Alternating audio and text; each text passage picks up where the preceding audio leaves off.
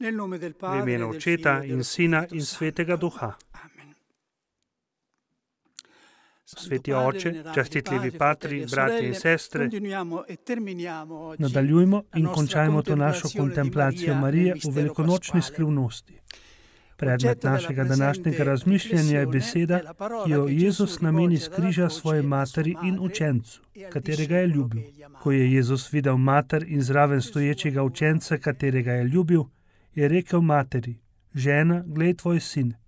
Potem je rekel učencu: glej tvoja mati. In od tiste ure jo je učenec vzel k sebi.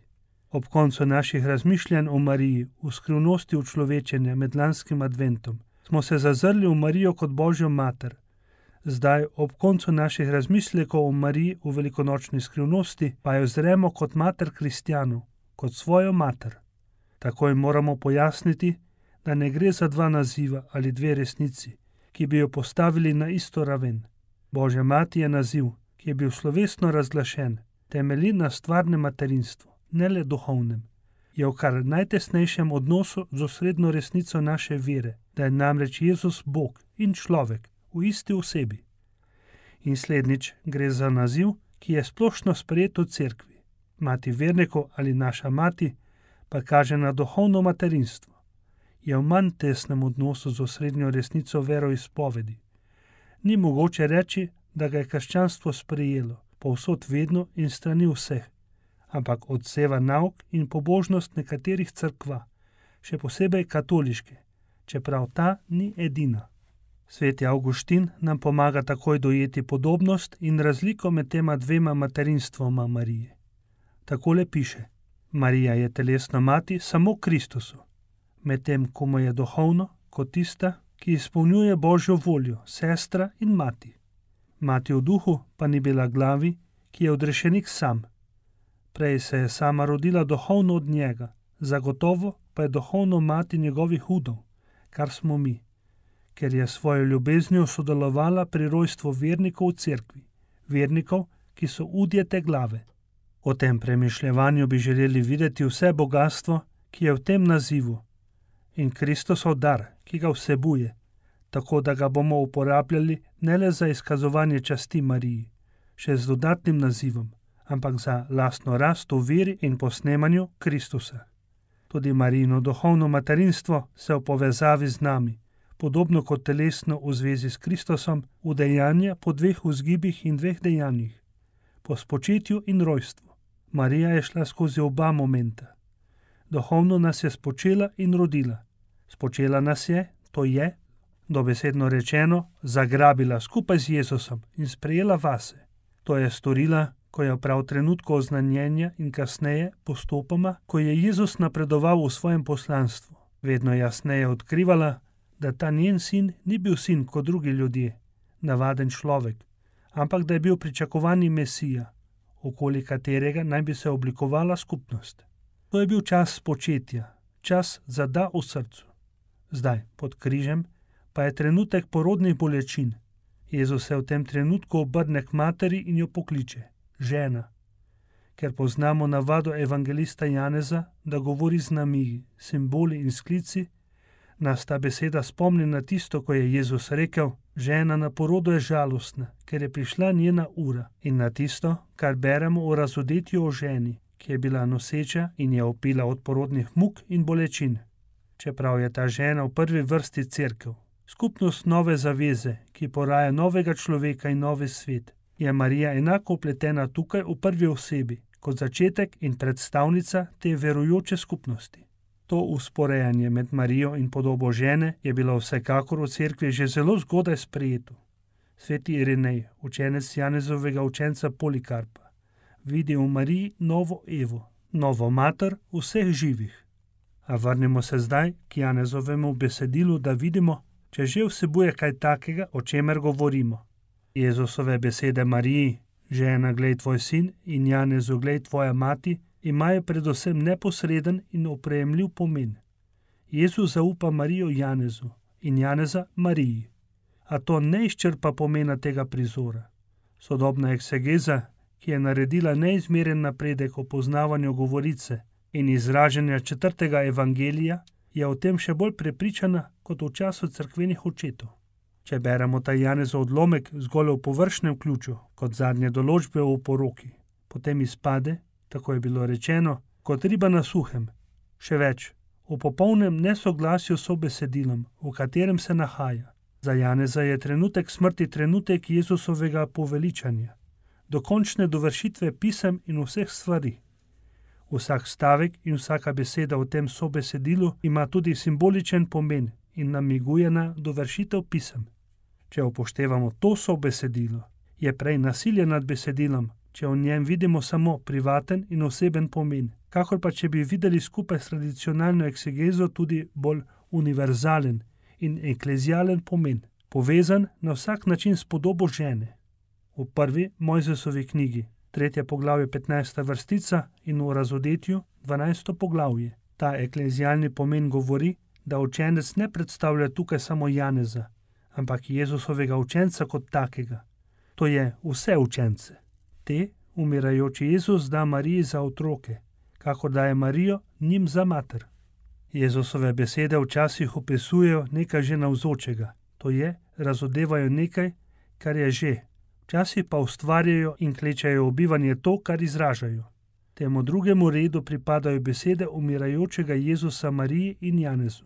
Ko je rekel, to je moje telo, je Jezus kruh spremenil v svoje telo.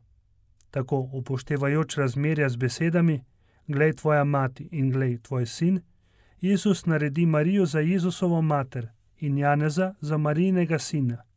Jezus se ni omejil zgolj na objavo Marijinega novega materinstva, ampak ga je vzpostavil. To torej ne prihaja od Marije, ampak od Božje besede, ne temelji na zaslugah, ampak na milosti. Pod križem se nam Marija pokaže kot hči Sionska, ki po izgubi sinov in žalovanju nad njimi prejme od Boga novo sinovstvo, številnejše od prejšnjega, ne po mesu, ampak po duhu. Neki psalem, ki ga bogoslužje obrača na Marijo, pravi: Glej, Palestina, Tir in Etiopija, vsi so bili tukaj rojeni. O Sionu se bo reklo, ta in oni sta se rodila v njem. Gospod bo zapisal knjigo narodov, tam je rojen tudi ta. Res je, vsi smo rojeni tukaj. Tudi o Mariji, novem Sionu se bo reklo, ta in oni sta se rodila v njem. O meni, o tebi, o vsakem, tudi o tistem, ki tega še ne ve, je v Božji knjigi zapisano. Tam je rojen tudi ta. Mar nismo bili prerojeni po Božji besedi, ki živi in ostane? Mar nismo rojeni iz Boga in prerojeni iz vode in duha? Vse to je res, ampak to ne pomeni, da v drugem pomenu, podrejenem in urodnem, nismo rojeni tudi iz Marijine vere in njenega trpljenja. Če Pavel, ki je Kristosov služabnik in apostol, lahko reče svojim vernikom, o Kristusu Jezusu sem vas po evangeliju jaz rodil. Koliko bolj lahko to reče Marija, ki je njegova mati? Kdo bi bolj od nje mogel kot svoje izreči apostolove besede, otroci moji, ki vas ponovno rojevam v bolečini. Ona nas vnovič rojeva pod križem, ker nas je že rodila prvič ne v bolečini, ampak v veselju, ko je dala na svet tisto živo in večno besedo, ki je Kristus in v kateri smo vsi prerojeni. Tradicionalni katoliški nauk o Mariji, materi kristjanov, je v konstituciji o cerkvi drugega Vatikanskega koncila dobil novo ubeseditev. V Lumen Gentium beremo: Ko je Kristusa spočela, rodila, hranila, ga v templju darovala očetu in ko je trpela skupaj s svojim na križu umirajočim sinom, je s pokorščino, vero, upanjem in gorečo ljubeznijo na popolnoma edinstven način sodelovala pri odrešenikovem delu za obnovitev nadnaravnega življenja v dušah. S tem nam je postala mati v redu milosti.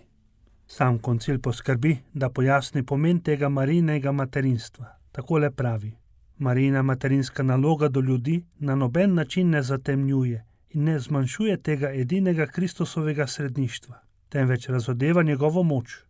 Ves zveličavni vpliv blažene device na ljudi namreč ne izvira iz kake stvarne nujnosti, temveč iz dobrotne Božje volje in priteka iz preobilja Kristusovih zaslug, se opira na njegovo sredništvo, je odvisen docela od tega sredništva in zajema iz njega vso svojo učinkovitost. Neposredno zedinjenje verujoči s Kristusom ni s tem niti najmanj ovirano, ampak olajšano. Največja novost takšnega razpravljanja o Mariji je prav o tem, kakor vemo, kam je umeščeno, namreč v razpravljanje v cerkvi. S tem je koncil, sicer ne brez težav in delitev, udejanjal globoko prenovo mariologije glede na mariologijo predhodnih stoletij. Govor o Mariji ni več nekaj samostojnega, kakor da bi zavzemala nekakšen vmesni prostor med Kristusom in cerkvijo, ampak je ta govor postavljen v okolje cerkve, kakor je že bil v času cerkvenih očetov. Marijo tako vidimo, kakor je govoril sveti Avguštin, kot najodličnejšega člana cerkve, vendar pa kot njenega člana, ne zunaj ali nad njo. Sveta je Marija, blažena je Marija, ampak pomembnejša od Device Marije je cerkev. Zakaj? Ker je Marija del telesa cerkve. Svet telesni del, izvrsten, vzvišenejši od vseh drugih, a vendar en del celotnega telesa. Če je en del celotnega telesa, je telo nedvomno pomembnejše od enega telesnega dela. To je najjasnejši teološki primer, kako drži aksiom, ki je tako drag papežu Frančišku, da je celota nad delom. Ta aksiom se ne udejanji v trojici, ker je v njej po zaslugi perihoreze v vsakem delu oziroma osebi že celota. Udejanje pa se v cerkvi. Takoj po koncilu je Pavel VI še nadalje razvil misel o Marijinem materinstvu do vernikov, ko je izrecno in slovesno podelil naziv Mati cerkve. V slavo Device in nam v tolažbo razglašamo presveto Marijo za mater cerkve. To je vsega Božjega ljudstva, tako vernikov kot pastirjev, ki jo kličemo kot mater preljubeznivo. In želimo, da s tem lepim nazivom vse krščansko ljudstvo odslej Devico še bolj časti in se ji priporoča. Prešel je trenutek, da se od zaziranja v enega Marijinih nazivov pomaknemo k praktičnemu posnemanju le-tega. To je, da pogledamo na Marijo z vidika podobe in ogledala cerkve. Izvedba tega je sila preprosta. Posnemati moramo Jezusa, tako, da vzamemo Marijo v svoje duhovno življenje. To je vse. In učenec jo je vzel k sebi, eista idija. Premalo pomislimo, kaj vse vsebuje ta kratki stavek. V njem je izredno daljnosežna in zgodovinsko zanesljiva novica, ker jo je dala sama oseba, ki se je tiče. Marija je zadnja leta življenja preživela z Janezom. To, kar beremo v 4. evangeliju o Mariji v Kani Galilejski in pod križem, je zapisal nekdo, ki je živel pod isto streho z Marijo, ker je nemogoče ne dopuščati tesnega odnosa, če ne celo istovetnosti med učencem, ki ga je Jezus ljubil, in avtorjem 4. evangelija. Stavek in beseda je meso postala je zapisal nekdo, ki je živel pod isto streho z njo, v katere naročju se je izvršil ta čudež, ali vsaj nekdo, ki jo je poznal in jo obiskoval. Kdo bi lahko povedal, kaj je pomenilo za učenca, ki ga je Jezus ljubil, da je imel pri sebi v svojem domu dan in noč Marijo, moliti z njo obedovati, imeti jo pred seboj kot poslušalko, kadar je govoril svojim vernikom, obhajati z njo Gospodove skrivnosti. Je mogoče misliti, da je Marija živela v krogu učenca, ki ga je Jezus ljubil, ne da bi imela kakšen vpliv na postopno obdelovanje razmisleka in poglabljanja, ki je pripeljalo do zapisa 4. evangelija.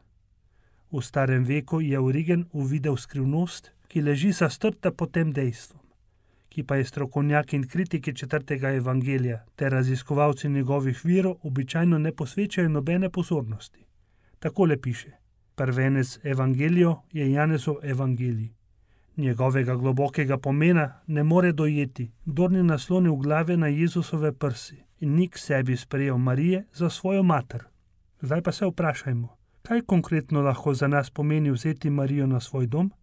Tu se, o tem sem prepričan, vključuje trezno in zdravo jedro montfortanske duhovnosti posvetitve Mariji, ki je bilo med drugimi zelo drago svetemu Janezu Pavlu II., saj je iz njega vzel moto svojega grba.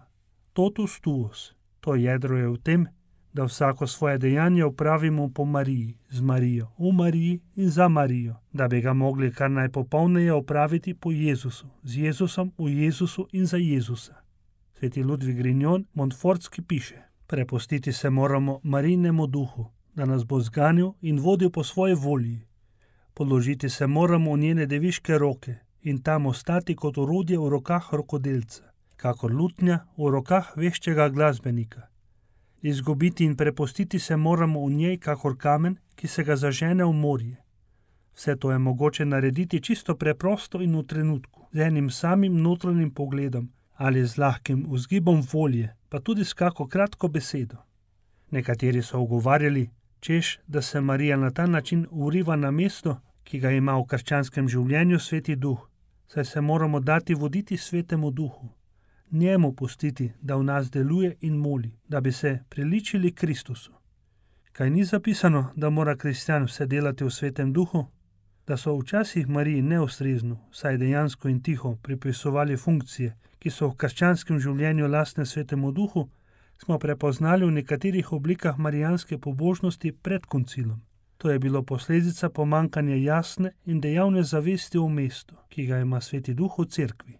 Razvoj pomena, ki ga ima pneumatologija, pa nikakor ne vodi v potrebo po zavračanju te duhovne posvetitve Mariji, ampak samo pojasnjuje njeno naravo. Ravno Marija je eno od prednostnih sredstev, po katerih lahko Sveti Duh vodi duše in jih privede do podobnosti s Kristusom. Prav zato, ker je Marija del Božje besede in je ona sama Božja beseda v dejanju. O tem je Grignion Montfortski pred časom, ko piše: Sveti Duh, ki je v Bogu nerodoviten, to je, ni izvor nobene druge Božje osebe, je postal rodoviten po Mariji, ki jo je poročil. Z njo, v njej in iz nje je v dejanju svojo mojstrovino, ki je očlovečeni Bog in vse dni do konca sveta daje življenje vnaprej izbranim in udom telesa te častitljive glave. Zato, kolikor bolj Sveti Duh najde Marijo, svojo drago in neločljivo nevesto, v neki duši, toliko bolj postaja dejaven in mogočen, da oblikuje Jezusa Kristusa v tej duši in to dušo v Jezusu Kristusu. Stavek ad Jezum per Mariam, k Jezusu po Mariji, je sprejemljiv samo, če ga razumemo tako, da nas Sveti Duh vodi k Jezusu tako, da uporabi Marijo. Marijino sredništvo, ki je ustvarjeno med nami in Jezusom, dobi vso svojo veljavo, če ga razumemo kot sredstvo neustvarjenega sredništva, ki je Sveti Duh. Da bi to razumeli, se zatecemo k tako imenovani analogiji od spodaj. Pavel spodbuja svoje vernike, naj gledajo, kaj dela sam, in naj delajo še oni, kar vidijo delati njega. Kar ste se od mene naučili, prejeli, slišali in videli, to delajte. Jasno pa je, da se Pavel ne namerava zavihteti na mesto Svetega Duha. Preprosto misli, da posnemanje njega samega pomeni slediti Duhu, saj misli, da ima tudi on Svetega Duha. To velja a fortiori, še toliko bolj za Marijo, in razlaga smisel napotka, vse delati z Marijo in kakor Marija. Ona res lahko reče kakor Pavel in še bolj kot Pavel: moji posnemovalci postanite, kakor sem tudi jaz Kristusova. Ona je naš vzor in učiteljica prav zato, ker je popolna učenka in posnemovalka Kristusa. To v duhovnem smislu pomeni, da vzamemo k sebi Marijo, da si jo vzamemo za sopotnico in svetovalko, vedoč, da ona bolje od nas pozna, kaj si želi Bog od nas. Če se naučimo posvetovati se z Marijo in jo vsem poslušati, resnično postane za nas neprimerljiva učiteljica na Božjih poteh, ki poučuje od znotraj, brez hrupa besed. Ne gre za neko neoprejemljivo možnost, ampak za dejansko resničnost, ki jo tako danes, kakor v preteklosti, izkušajo duše brez števila. Preden končamo to našo kontemplacijo Marije v velikonočni skrivnosti, poleg križa, bi želel, da posvetimo še eno misel njej kot vzoru vere in upanja. Pride neka ura v življenju, ko potrebujemo vero in upanje, kakršni je imela Marija. In ko se zdi, da Bog ne posluša več naših prošenj, ko bi skoraj rekli, da sam sebe in svoje obljube preklicuje, ko pusti, da gremo iz poraza v poraz in je videti, da sile teme zmagujejo na vseh frontah okoli nas. Ko se v nas temni, kakor se je stemnilo tisti dan po vsej zemlji. Ko ti pride ta ura, se spomni na Marijino vero in še ti zakriči, kakor so to storili že drugi: moj oče, ne razumem te več, a se ti izročam. Morda Bog prav v tem trenutku od nas pričakuje, da mu kakor Abraham žrtvujemo svojega Izaka. To je človeka ali stvar, načrt, ustanovo ali službo. Kar nam je drago, kar nam je Bog sam nekega dne zaupal in za kar smo delali vse življenje. Tu je priložnost, ki nam jo Bog ponuja, da mu pokažemo, kako nam je on dražji od vsega, tudi od njegovih darov, tudi od dela, ki ga opravljamo zanj. Abrahamu je Bog rekel: postal boš oče mnogim narodom, in po darovanju Izaka, ker si to storil in nisi odrekel svojega sina, svojega edinega sina, te bom obilno blagoslovil in silno pomnožil tvoj zarod. Blagoslovljeni bodo v tvojem zarodu vsi narodi na zemlji, zato, ker si poslušal moj glas. Isto in še veliko več reče zdaj Mariji. Naredil te bom za mater mnogih narodov, za mater svoje cerkve. V tvojem imenu bodo blagoslovljena vsa ljudstva zemlje. Blagrovali te bodo vsi rodovi. Ko je eden od očetov reformacije, Calvin, razlagal prvo Mojzesovo knjigo, 12. poglavje, 3. vrstico, je rekel, da Abraham ne bo samo zgled in zavetnik, ampak razlog za blagoslov. Zaradi te izjave lahko vsem kristjanom postane razumljiva in sprejemljiva trditev svetega Irineja. Kakor je Eva z nepokorščino postala vzrok smrti zase in za ves človeški rod, tako je Marija s pokorščino postala razlog za odrešenje, causa salutis, zase in za ves človeški rod. Kakor Abraham, tudi Marija ni samo vzor, ampak tudi vzrok odrešenja. Čeprav razumljivo na urodni način, kot sad milosti in ne zaslug. Zapisano je, da je Judito, ko se je vrnila k svojim, potem ko je tvegala za svoje ljudstvo svoje življenje in so ji someščani prišli naproti, veliki duhovnik blagoslovil in rekel: Bog najvišji te je blagoslovil, ošči, med vsemi ženami na zemlji. Pogum, ki si ga pokazala, ne bo izginil iz človeških src. Iste besede namenjamo Mariji. Blagoslovljena si med ženami. Pogum, ki si ga pokazala, ne bo izginil iz srca in spomina cerkve. Povzemimo vso Marijino soudeleženost pri velikonočni skrivnosti in obrnimo nanjo z dolžnimi spremembami besede, s katerimi je sveti Pavel povzel Kristusovo velikonočno skrivnost.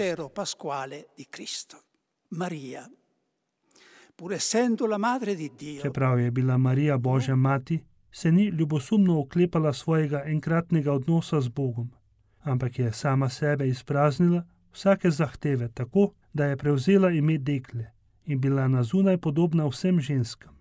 Živela je v ponižnosti in skritosti in bila poslušna Bogu tako, da je sprejela sinovo smrt, in sicer smrt na križu. Zato jo je Bog povzdignil in ji podaril ime, ki je za Jezusovim nad vsakim imenom, da se o Marijinem imenu skloni vsaka glava v nebesi, na zemlji in pod zemljo. In da vsak jezik izpove, da je Marija Gospodova mati v slavo Boga Očeta. Amen. Prevedel brat Miran Špelič, frančiškan.